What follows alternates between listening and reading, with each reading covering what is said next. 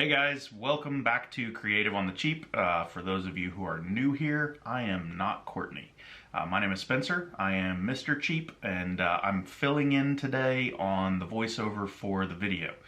Courtney lost her voice last night after shooting her crafting video, and so she asked me if I could stand in. She wrote me a few notes. They are not the best notes, so I apologize in advance if I don't get everything right, but we'll do the best we can. For those of you who are new here, Courtney does a bunch of crafting videos. I think she does a great job with them. Please feel free to subscribe, hit the bell, whatever it is you're supposed to say at the beginning of these videos. Now, her first note said that I should be professional in the video. The most professional thing I could think of was wearing a suit, and so I went to my closet and looked for a suit to wear. Unfortunately, I don't wear suits to work anymore. I work in construction, and so all I had was this bunny suit. So, apologize, hope it's professional enough for you, but we're looking forward to it. If you're a little bit concerned right now that I am not an expert crafter and won't know what I'm doing, just wanted to put your guys' fears to rest. I am actually a 2 gold star champion. This was my crafting project from last Thanksgiving. You can see it is a turkey. It says turkey right here. It was a pretty high-end project. We had a little crafting competition in the house, and as you can see, my project got 2 gold stars. I was the winner of the Thanksgiving crafting competition here in our house. So, without further ado, let's get into the video. The first thing you're going to want to do is measure the piece of wood that you're going to use. Now, this is like a school ruler. This is not really what you want to use. Most people would use a tape measure since you're dealing with wood on this, but my wife is not a carpenter. I always wanted to be a professional carpenter or perhaps a lumberjack. Just didn't work out for me. So as you measure, you're going to mark your hash marks so that you can cut your wood to the right dimensions. And the typical rule is measure twice, cut once. In this case, she just measured once, and then she's going to cut twice, and maybe more than that 3 times. I'm also going to assume she's wearing her safety gear, as she doesn't currently have an eye injury or any other problems from it. Once your wood is cut, you want to sand it down, and it looks like you want to sand all 6 sides. There are 6 sides to a rectangle. You can learn this in geometry. There's probably some other YouTube videos out there about that if you're interested in learning about sides on a rectangle. As you continue to sand, you take the corners off so that there aren't any sharp corners. And then we want to go inside and we want to take some Waverly White chalk paint. Waverly White chalk paint is one of the whitest paints that's out there. And we are using the white color. It's I believe called whitest paint out there. And you want to paint all of the sides of this and just get a good coat on there. If you want to, if you've got a bigger bottle of it, you can just dip the whole piece of wood into the bottle and it'll coat evenly, and then you don't need a brush. Brushes, can get messy. You've got to go wash them out afterwards, and it's a lot more work. So maybe just find the bigger jug and dip it in. You could also, if you had a big enough bottle, just dip all 3 pieces at one time. Yeah, that's obviously what she did on the last one here because she's finished already. Now these are stamps. These stamps, I believe, were custom cut in the Netherlands, and are English letters but with a Norwegian accent. And the letters that we're using here, as you space these apart, it would probably be better to measure something out or mark it somehow, but Courtney's just going to go ahead and freehand this, and so they're probably not going to line up very well. I am a little bit OCD, and so when the letters don't, oh look, she even got the corner off of the H stamp on that one and on the T. Probably go back with a smaller brush and paint those back in so that you don't see them, and it'll be a little crisper. But yeah, the letters in the word "the" are not lining up, and that's going to mess with my OCD for the rest of the video. Be the good.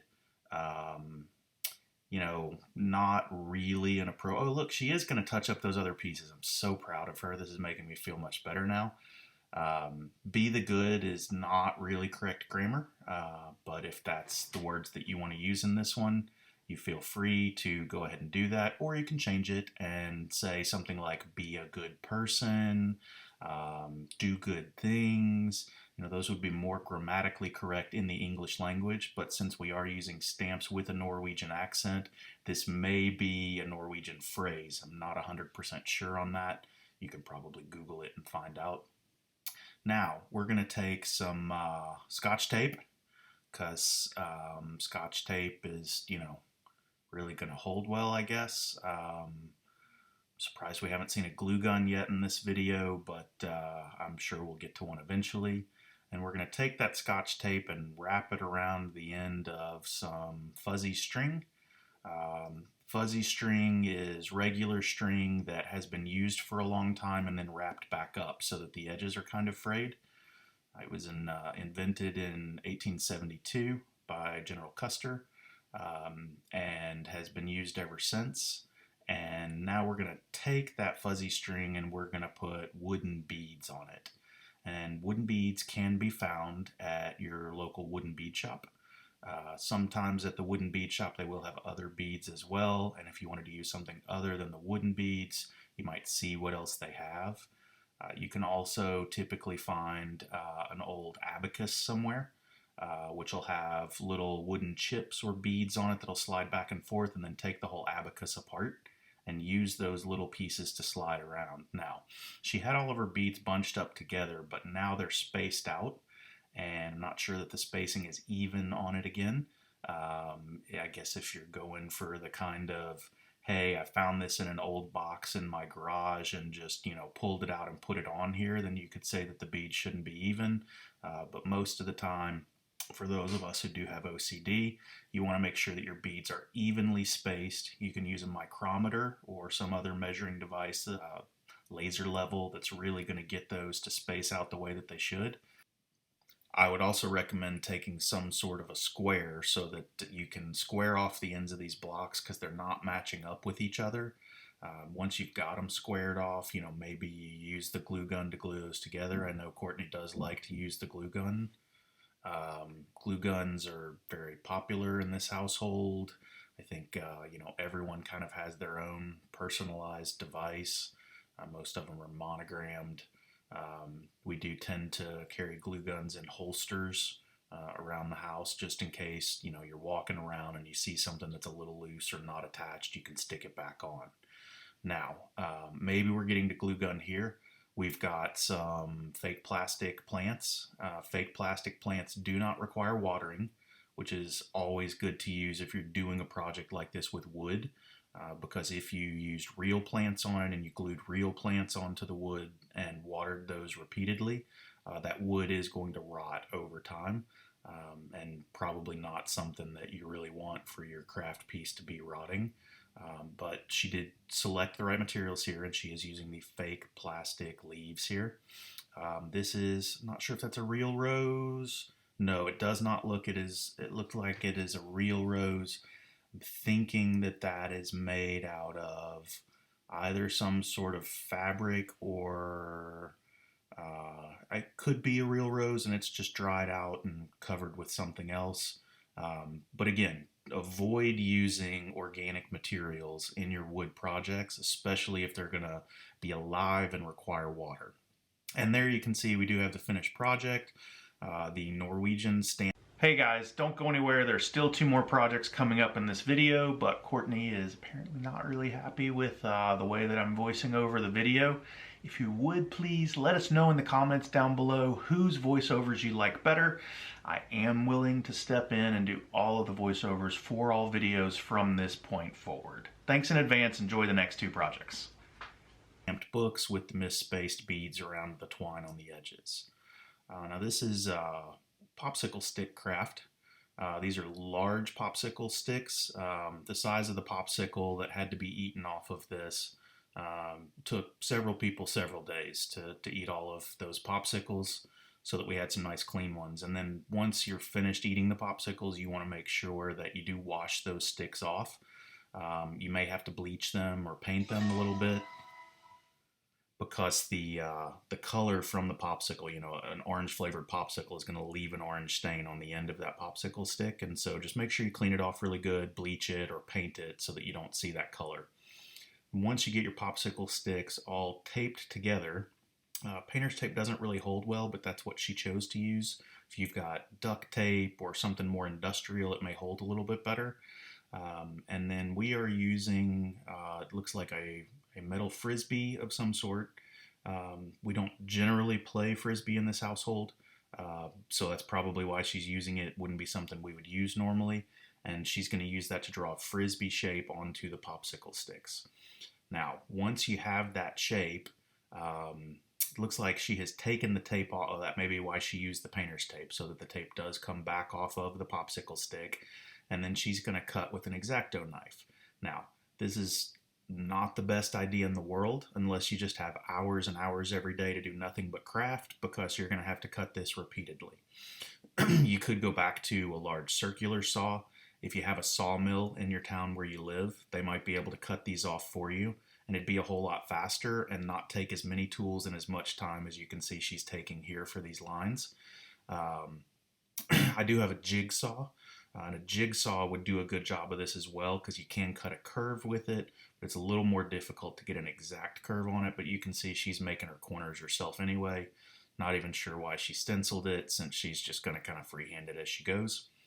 Once you get all those pieces cut out and they don't line up appropriately because you freehanded it and didn't use the right tool, you want to, oh, nope, it is not a frisbee. It looks like perhaps a sign, or maybe it was the lid to a popcorn bucket that didn't contain popcorn but instead contained something to do with coffee.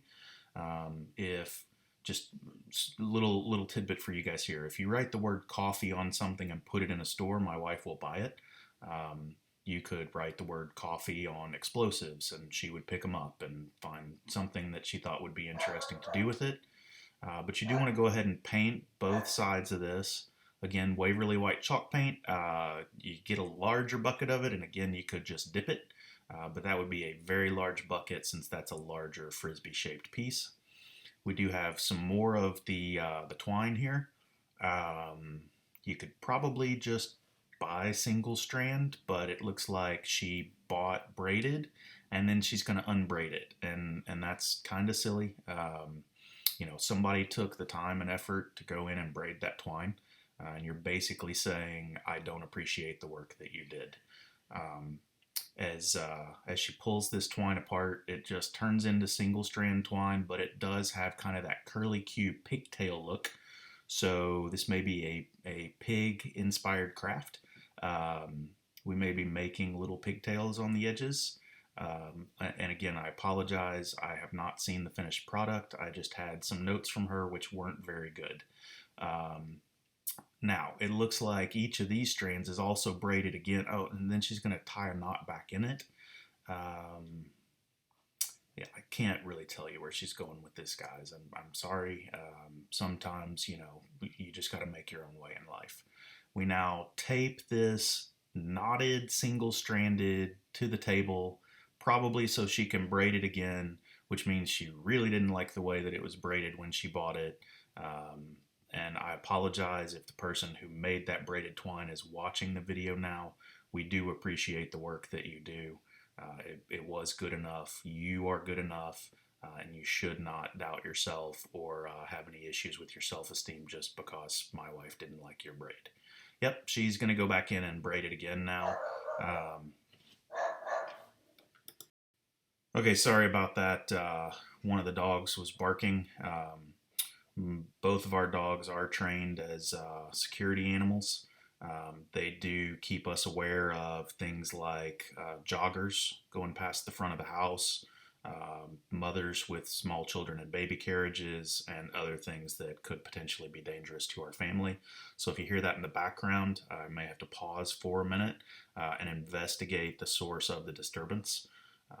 So now we've got our miscut popsicle sticks. We're going to put them on top of our coffee frisbee plate, and it doesn't match up. There's a gap. You want to get rid of those gaps. You don't just want to leave those spaces open. They could collect dirt. If you collected enough dirt in there and then a seed were to fall on it, a plant might potentially grow out of the top of your crafting project if it were exposed to water and sunshine. once you get this lined up and you get the gaps out, you just ignore the fact that, your edges don't really all match up, and the curve are not curved in the way that they should. I'm really going to have a talk with someone about my OCD once I'm finished doing the voiceover for this video. Now, you want to take some more of this painter's tape and you put it where she just pointed to there. I think that's why she's pointing, to say, hey, you want to stick the painter's tape on here. And you want to use, well, I think we're going to use 2 strips, but we're moving again. And I'm not really sure why we're moving, because it's not actually stuck to the Frisbee underneath it. So you can move it later after you tape it. Security dog again. I apologize. Let me look and see what we've got going on. Oh, it's a family with 2 small children. Oh, and another dog. That's probably what it is. I'm guessing that it's some sort of maybe a Pekingese. I mean, it does look ferocious, and so it's causing the dogs to bark here. All right, but we are safe. I know you guys were a little concerned. We're safe in our home.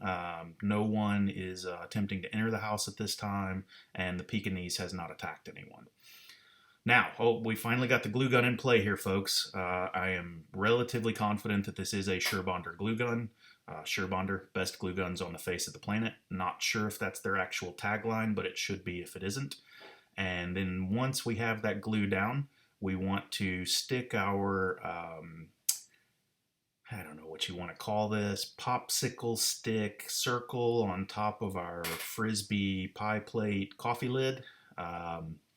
Not sure if the tape is going to stay or not. If you're going to leave the tape on yours, you probably don't want to leave all of the wrinkles in it, the way that she's kind of got it there underneath her right index finger. Now, again, maybe she's just going for that kind of distressed look. You found this at a yard sale and brought it home. I mean, it's like the stray dog from down the street that, everybody thinks is cute, and you want to bring it home and feed it and keep it for a little while, but really doesn't look all that great. Now, the glue has set up here. Glue typically sets up from a glue gun in somewhere between 32 and 34 seconds. That's if your glue gun temperature is running at 497 degrees. If your temperature is a little different than that, it may take a different amount of time to set up. We want to take some more of the Waverly White chalk paint and put it down on top of our popsicle sticks. Normally I would say, if we were trying to do something here with wood like this, we would want to caulk those gaps. And again, make sure that we don't get any dirt into them, any other debris that might lodge itself in between those pieces. It'll also give you a much cleaner look and look like a solid piece afterwards. But apparently Courtney did not want to caulk this. And so she's just painting over it, and we're going to see all of the gaps between the popsicle sticks. And again, I apologize for that for those of you who struggle with OCD like I do. Oh, she's going to make the gaps worse. This is really going to trigger me now. She's using what appears to be a screwdriver that has been filed down to a point, similar to the way that you would make a prison shank, and now is taking, looks like a large spool. I believe it probably contained a large bundle of thread at some point in the past. Again, she may be out of other colors of chalk paint. I'm not sure, because this seems to be all that we're going to use in this video. You don't have to paint this white. I mean, if you want to use something else, feel free to use a different color here, because frankly, this is a lot of white. And problems with white. White is going to show dirt and debris. Oh, wait, we've got something different. This is wax. I couldn't really read the label on it. I just saw the word wax in there. And so this can be purchased at your local beekeeper.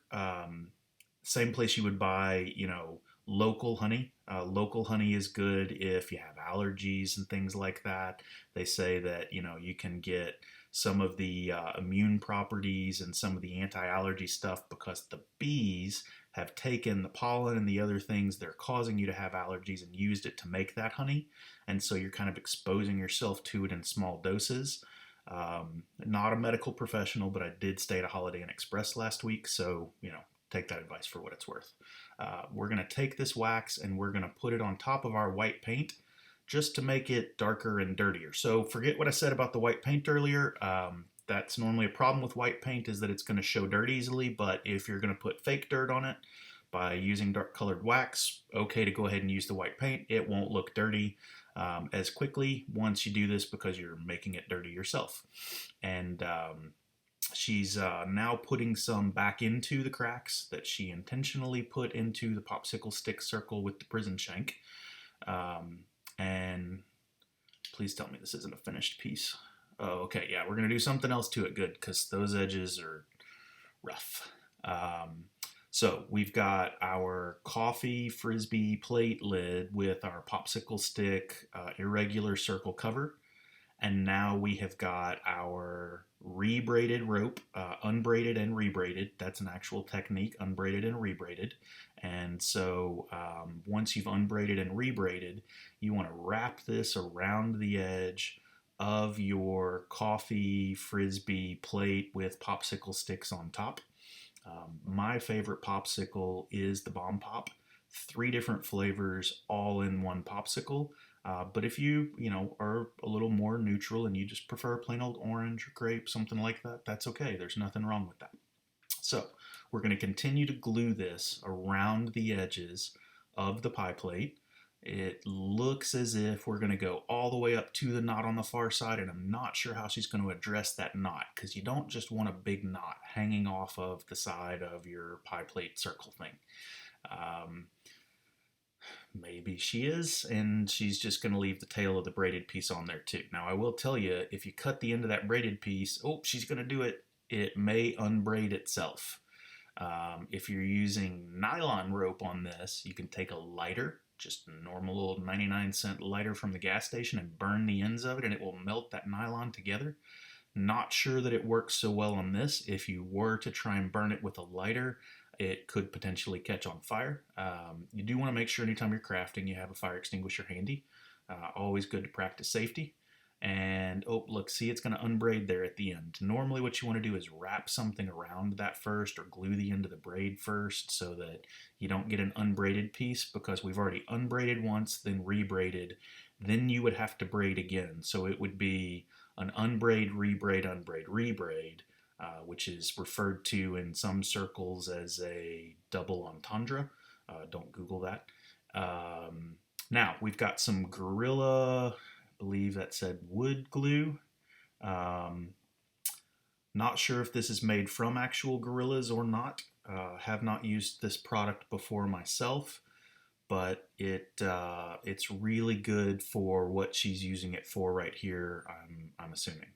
Let's hope it actually sticks. Now, if you're giving this as a gift, you want to remove that price tag first, because if you're anything like my wife and somebody gave you this as a gift, she's just going to take it apart into pieces and use those pieces to make something else later on, and then she's going to see the price tag when she pulls the pie plate lid off of there. The blue on this mason jar does not match the rest of the project at all, and yeah, that's probably why she removed it, because it wasn't going to match and look good with the rest of the project. And I'm not really sure why you would put that mason jar on it anyway. But she did decide to remove it. So that's probably one of those things that she normally goes back and says, I was going to do this, but then I decided not to. Channel your inner Mr. Miyagi. Okay, so there's the finished piece. I did not see her attach the candle to it in the video or the box on top, but there's probably another video with a link in the description below that tells you how to do whatever that was. Now, this next piece is some sort of decorative napkin. She probably wove that herself on a textile machine, but I didn't see any video footage of that part of the project, so can't really tell you how to weave that yourself. And then we're going to glue some wood blocks on top of it, it looks like. War is bad, unless you're reading War and Peace, which is a good book, but kind of a long read. Those of you who are in self-quarantine right now may have some time on your hands and you want to try and, we're not spelling war. We're now looking at wire,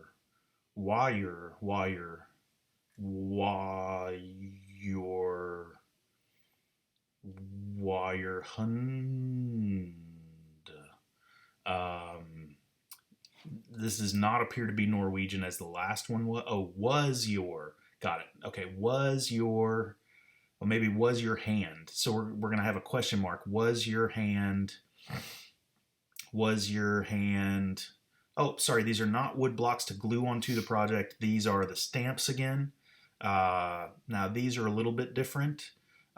These are.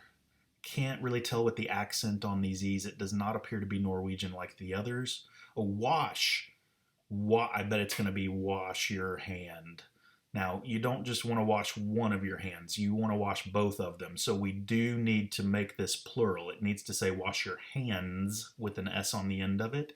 Adding an S to the end of the word makes it plural, which does mean more than one. And since most people have more than one hand, maybe some people have more than two. I've only seen people with one or two, but it's possible that there are people out there with more than two hands. So you just say hands plural, and that would count if you had 3 or 4 hands. Doesn't really matter how many you have, but it says that you have more than one. So we've now stamped onto the textile piece, and it says wash your hands. And I'm guessing that was glued on. Oh, it looks like we're at the end of the video. You should follow me on social media for behind the scenes monthly. Oh, I can't even read it fast enough. She's got to make these things take longer. Thank you for watching. Please consider subscribing. We'll see you again soon. Thanks a bunch.